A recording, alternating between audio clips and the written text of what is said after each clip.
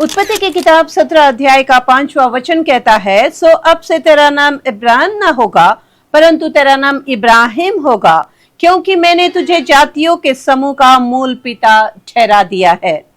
और आज हम देखेंगे क्यों परमेश्वर ने इब्राहिम से कहा कि मैं तुझे जातियों का मूल पिता ठहराता हूँ।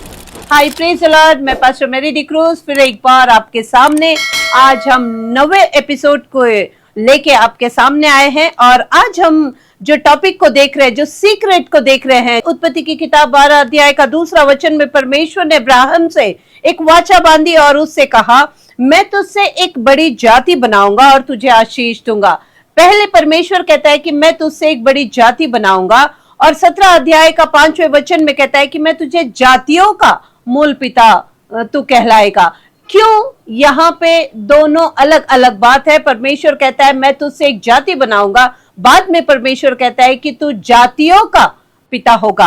अगर हम आगे देखेंगे उत्पत्ति की किताब 16 अध्याय का 10 और 11वां वचन में, जब सारा को कोई संतान नहीं थी, जबकि परमेश्वर की वाचा उनके साथ थी, फिर भी उनको कोई संतान नहीं थी, सारा ने अपनी दासी हजीरा को इब्राहिम के पास भेजा और इब्राहिम से कहा कि तू इसे अपनी पत्नी कह के तेरे पास आने दे, जिससे इसकी जो संतान होगी वो हमारा वंश कहलाएगा।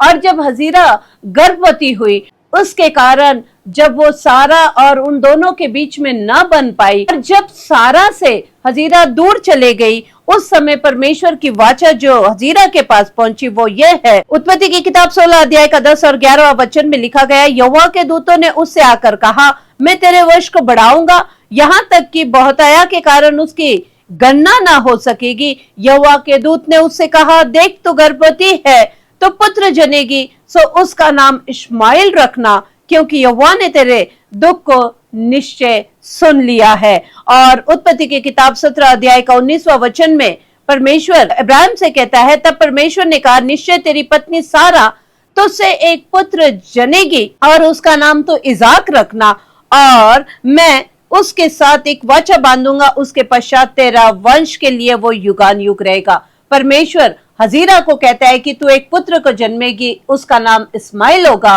और परमेश्वर इब्राहिम से कहता है कि तू सारा के द्वारा एक पुत्र को जनेगा, जिसका नाम इजाक होगा।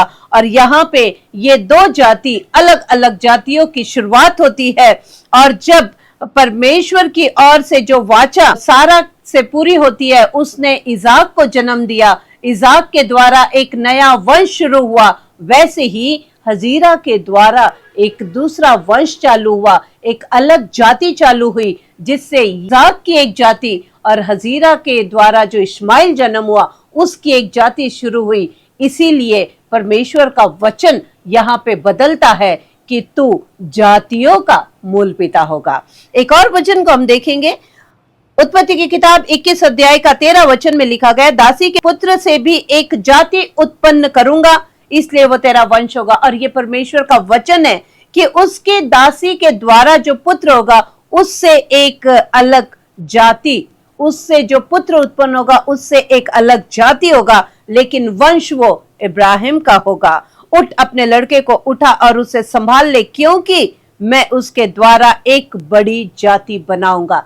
इस्माइल के द्वारा एक बड़ी जाति, इजाक के द्वारा एक अलग जाति। इसीलिए परमेश्वर का वचन जो शुरुआत में हमने देखा कि पहले परमेश्वर इब्राहिम से कहता है कि उत्पत्ति की किताब 12 अध्याय का 2 वचन, मैं तुझसे एक बड़ी जाति बनाऊंगा, और 17 अध्याय के 5वें वचन में परमेश्वर कहता है कि मैं तुझे जातियों का मूल पिता ठहराऊंगा। इसीलिए हमने आज जो सीक्रेट को देखा है कि परमेश्वर ने अपने शब्द को क्यों बदला, क्योंकि हजीरा के द्वारा एक नई जाति शुरुआत हुई और इजाक के द्वारा एक दूसरी जाति की शुरुआत हुई। Thank you, praise the Lord.